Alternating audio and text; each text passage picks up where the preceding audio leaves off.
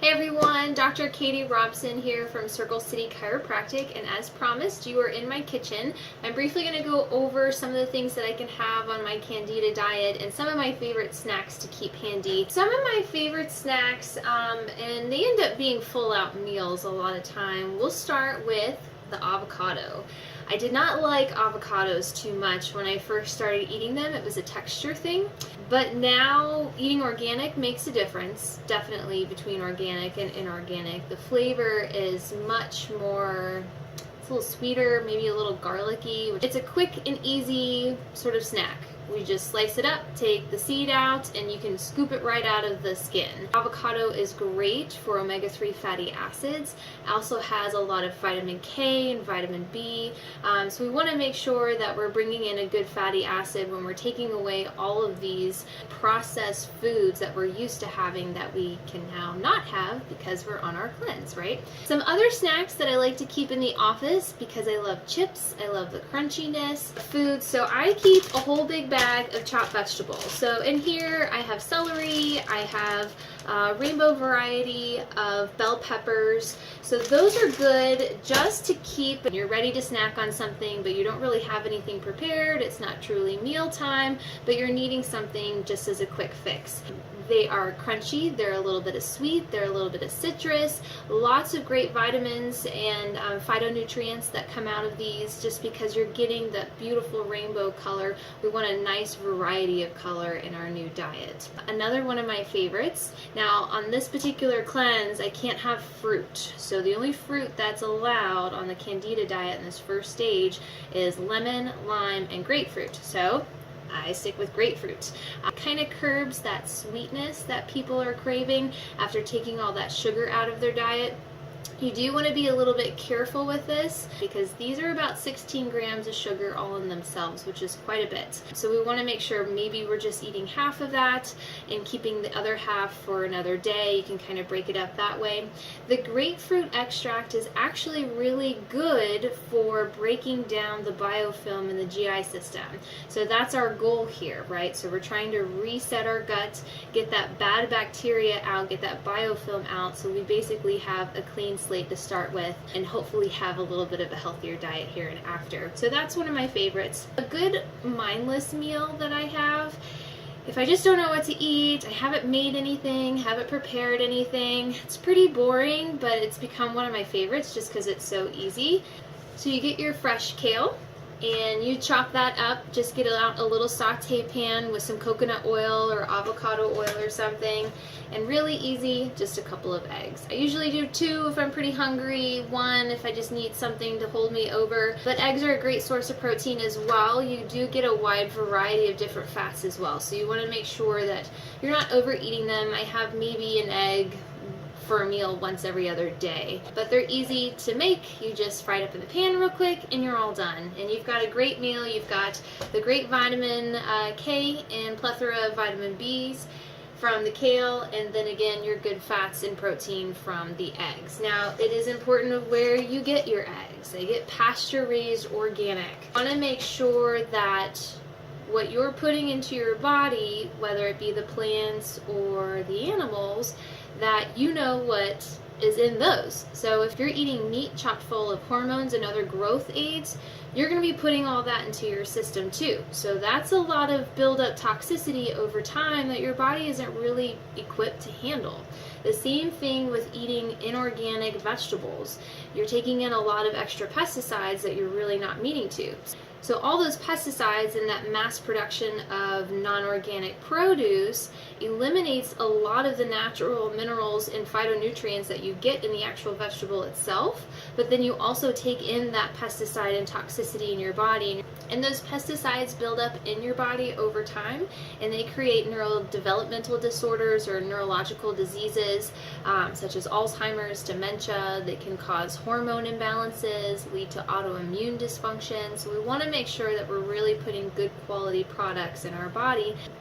big part of my cleanse is also eliminating a lot of heavy starches and high glycemic starches. So that doesn't leave me a whole lot of options as far as fillers for food. So if you're trying to figure out how to supplement any potatoes or rice, things like that that you really love, a great way to sort of bypass that is cauliflower. You probably have heard all about cauliflower pizza crust, cauliflower rice.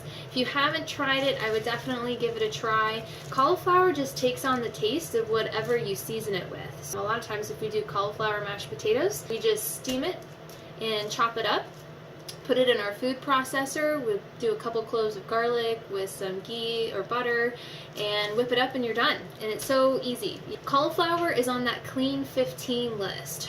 If you haven't heard about the Dirty Dozen and Clean 15, the Dirty Dozen is 100% organic all the time. Foods that should only be organic in your diet. You can find those on a link I'll leave in the video. The Clean 15 doesn't necessarily mean they're fine non-organic. It just means that the organic versus inorganic have the same number of pesticides between the two.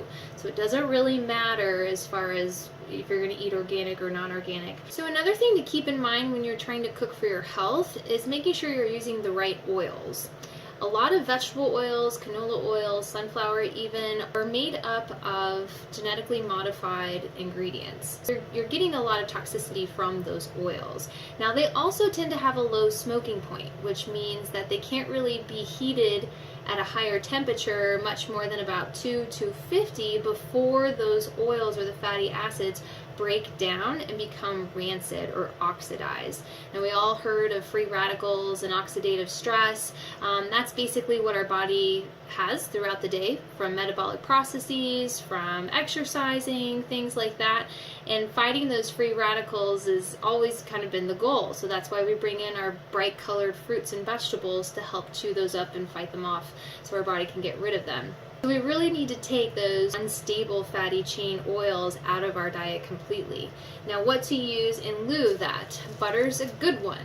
If you guys have gotten off butter, it's a great way to add some extra good fats and flavor to your foods.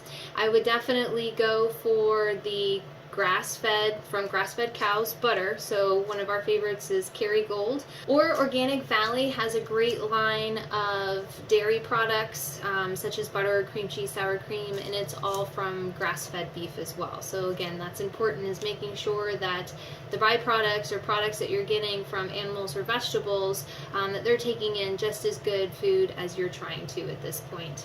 Some other oils that I like to use, probably what I use most often on a daily basis, is coconut oil. Coconut oil has a very high smoking point, a lot more stable when you're cooking, like sauteing, or if you're doing somewhere between 450 in the oven. You want to make sure that you're using coconut oil, again, because it's a little more stable in those higher temperatures. That's not going to break down, become rancid, and then again create more oxidative stress in your body. I don't notice a flavor in coconut oil. I've been using coconut oil for so long, I've gotten used to it. So for those who say that they see a big difference in the flavor and they don't really love that coconut flavor, another good alternative is red palm oil.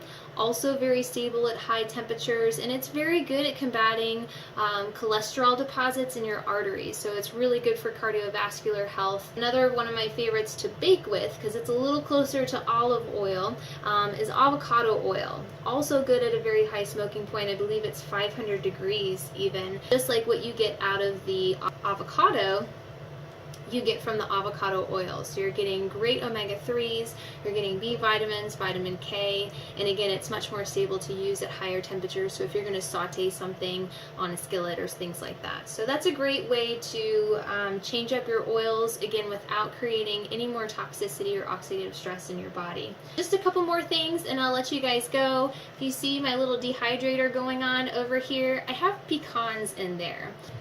So most nuts come with phytic acid. Phytic acid is actually an anti-nutrient, and it does not allow your body to absorb nutrients and minerals from the food that you're eating very readily. It binds to enzymes and sort of blocks that process. Now it's important to soak those nuts for that reason. So I always soak with filtered water or purified water with a little bit of salt, again, to draw out that phytic acid. And then you can dry them any way that you please. You can lay them out and dry them, which just takes a lot of time. There are some recipes to dry them in your oven, but the dehydrator really works well. Usually about 12 to 24 hours, your nuts are done. They're toasty and crispy. They do tend to taste cleaner. They don't have that sort of dirty dustiness to them. They taste a little bit sweeter as well. So if you haven't tried soaking and drying your own nuts, I would definitely do that. Because nuts do have a wide range of omega-3, 6, and 9 fatty acids, you want to make sure you're limiting your intake to about a handful. And because of the omega-6 and omega-9, it can create a lot of irritation in your digestive system. It can actually be inflammatory in your body if you have too many. So that's why omega-3s sort of counter that balance. Plus your brain is made up about 60% of omega-3 fatty acids, so it's good brain food as well. So make sure if you're going to eat nuts, clean them up, dry them out, and limit your intake on them. But they're a great snack to have around at home too. The last thing I'm going to go over is a natural probiotic. Now, on this cleanse, I was instructed by my physician to really do away with all supplements, because until we get my gut flora back in check, I'm not going to be absorbing all of them anyway. And that alternative are fermented vegetables like sauerkraut, kimchi. One of my favorites is the garden vegetable. Fermenti is a good company that I found at Whole Foods. They have a lot of good flavors. It's a little spicier. That's kind of how I like my fermented vegetables. But my favorite company is actually a local one called Hidden Pond Farms. They usually sell at different farmers markets. Good Earth in Broad Ripple does carry them. Hidden Pond tends to have a much richer flavor. They do have a wide variety. The boyfriend's favorite is garlic dill kraut, and again, mine is more of the garden kraut. It does have a little spice. You can do straight kimchi as well. Korean kimchi has a little more spice if that's something that you're interested, but they do have some more mild flavors as well.